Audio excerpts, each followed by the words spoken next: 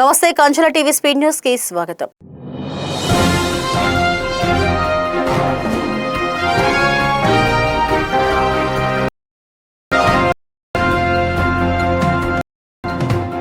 విద్యార్థుల భవిష్యత్తుకు ఉపాధ్యాయులే మార్గదర్శకులని ఏపీ రాష్ట్ర సామాజిక సంక్షేమ బోర్డు చైర్మన్ పోతుల బాలకోటయ్య ఉద్బోధించారు.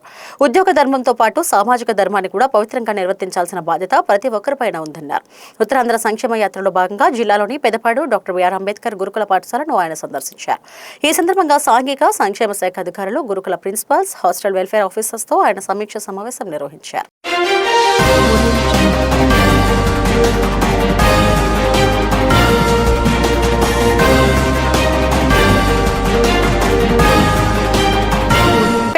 జంక్షన్ వద్ద గాజువాక వైఎస్ఆర్ కాంగ్రెస్ పార్టీ ఇన్ఛార్జ్ తిప్పల దేవన్ రెడ్డి ఆధ్వర్యంలో డీఎస్సీ అవకతవకలపై విద్యాశాఖ మంత్రి నారా లోకేష్ రాజీనామా చేయాలని రిలే నిరాహార దీక్ష చేపట్టారు. 64, 65, 74, 75, 76 వార్డులో వైఎస్ఆర్ కాంగ్రెస్ పార్టీ నాయకులు, అనుబంధ సంఘ నాయకులు పాల్గొన్నారు. యువత భవిష్యత్తుతో చెలగట్టమాడితే చూస్తూ ఊరుకోమని హెచ్చరించారు. ఈ కార్యక్రమంలో ముఖ్య అతిథులుగా గాజువాక మాజీ శాసనసభ్యులు, పీఏసీ సభ్యులు తిప్పల నాగిరెడ్డి, గాజువాక నియోజకవర్గం వైఎస్ఆర్ కాంగ్రెస్ పార్టీ ఇన్ఛార్జ్ తిప్పల దేవన్ రెడ్డి తదితరులు పాల్గొన్నారు.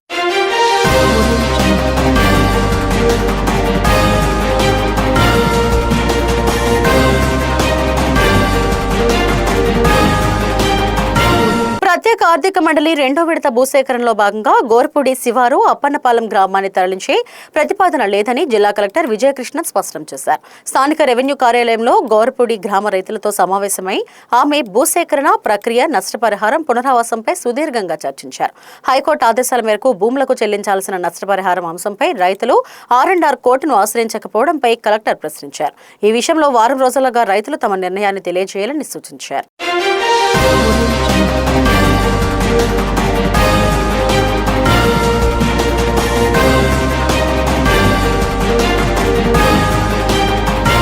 స్థానిక ఎమ్మెల్యే కార్యాలయంలో గోరపూడి గ్రామానికి చెందిన నూతనంగా ఎంపికైన అంగన్వాడీ హెల్పర్ గేదె దేవికి ఎమ్మెల్యే సుందరపు విజయ్ కుమార్ నియామక పత్రాన్ని అందజేశారు. ఈ సందర్భంగా ఎమ్మెల్యే మాట్లాడుతూ ప్రభుత్వం పారదర్శక విధానాన్ని అనుసరిస్తూ ఎలాంటి రాజకీయ, సామాజిక భేదభావాలకు తావు లేకుండా, పార్టీలు చూడకుండా అర్హత కలిగిన వారిని ఎంపిక చేసిందన్నారు.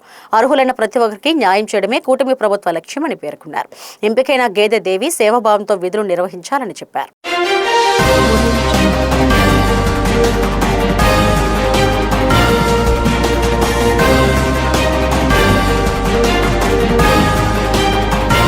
రాంపిల్లి మండలంలోని మొరకాడ గ్రామంలో నిర్వహించిన ఇంటింటా తెలుగుదేశం కార్యక్రమంలో రాంపిల్లి మండల తెలుగుదేశం పార్టీ అధ్యక్షుడు, యువ నాయకుడు లాలం భరత్ పాల్గొన్నారు. గ్రామ టీడీపీ అధ్యక్షుడు, బూత్ ఇన్ఛార్జీలతో కలిసి ఇంటింటికి వెళ్లి ప్రజల సమస్యలను తెలుసుకున్నారు. ఈ సందర్భంగా లాలం భాస్కర్రావు చారిటబుల్ ట్రస్ట్ ఆధ్వర్యంలో బాధిత కుటుంబాలకు ఆర్థిక చేయూత అందించారు. ప్రజలకు అవసరమైన సమయంలో అండగా నిలవడమే ట్రస్ట్ లక్ష్యమని, సేవా కార్యక్రమాలు నిరంతరం కొనసాగుతాయని నాయకులు పేర్కొన్నారు.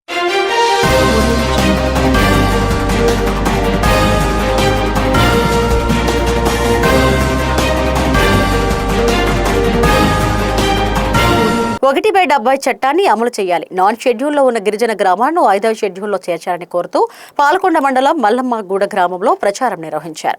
ఆదివాసీ గిరిజన సంఘం సీనియర్ నాయకులు ఎస్ మజ్జయ్య, ఏ భానుచందర్ కరపత్రాల పంపిణీ ప్రచారం నిర్వహించారు.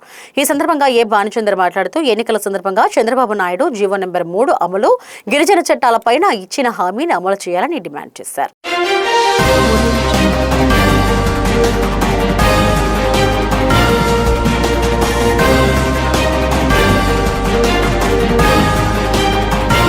రాష్ట్ర, జిల్లా న్యాయ సేవాధికార సంస్థల ఆదేశాల మేరకు కోటబొమ్మాలి మండల కేంద్రంలోని కోర్టులో ఆగస్టు 1 నుంచి 7 వరకు మధ్యవర్తిత్వంపై అవగాహన వారోత్సవాలు నిర్వహించారు.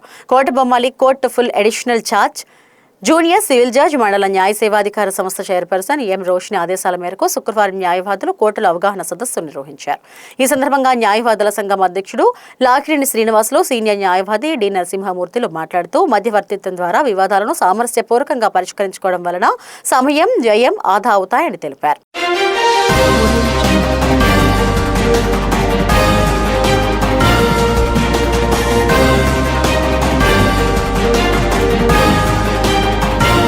సంతబొమ్మాలి మండలం దండుగోపాలపురం జిల్లా పరిషత్ ఉన్నత పాఠశాలకి 23,000 రూపాయల విలువైన అహుజా సౌండ్ సిస్టమ్ ను పాఠశాల విశ్రాంత వ్యాయామ ఉపాధ్యాయుడు పంగా తిరుపతిరావు, పూర్వ విద్యార్థులు చక్కా సమగ్న, వాడ్రేవ్ తరణి, నిమ్మగడ్డ రోజా సంయుక్తంగా శుక్రవారం బహుకరించారు. ఈ సౌండ్ సిస్టమ్ ను ప్రధానోపాధ్యాయుడు పిట్టా గంగన్నకు అందజేశారు. ఈ సందర్భంగా ప్రధానోపాధ్యాయుడు మాట్లాడుతూ పాఠశాలకు అత్యంత అవసరమైన సౌండ్ సిస్టమ్ ను అందించడం ఆనందదాయకమని తెలిపారు.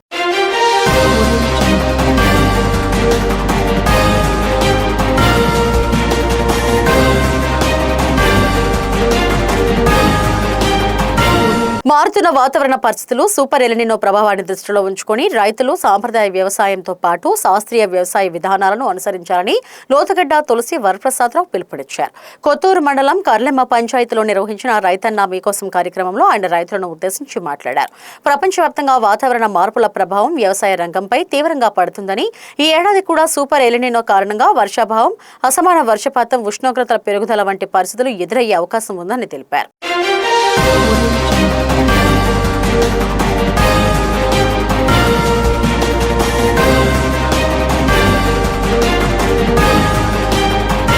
ప్రభుత్వ ఆదేశాల ప్రకారం ఫ్రైడే డ్రైడే కార్యక్రమంలో విధిగా పాల్గొనాలని GVMC Anakapalli zonal commissioner K Chakravarthi విజ్ఞప్తి చేశారు. శుక్రవారం అనకాపల్లి జోన్ పరిధిలో 83వ వార్డు లక్ష్మీదేవిపేట ప్రాంతంలో కోటా రోడ్డు మధ్య వీధిలో ఫ్రైడే డ్రైడే ప్రోగ్రాం నిర్వహించారు. అనకాపల్లి జోనల్ కమిషనర్ కె చక్రవర్తి మాట్లాడుతూ వర్షాకాల సమయంలో సీజనల్ వ్యాధులు ప్రబలకుండా తీసుకోవాల్సిన చర్యల గురించి వివరించారు. వారానికి ఒక్కసారి అందరూ ఫ్రైడే డ్రైడే పాటించాలని ఆయన కోరారు.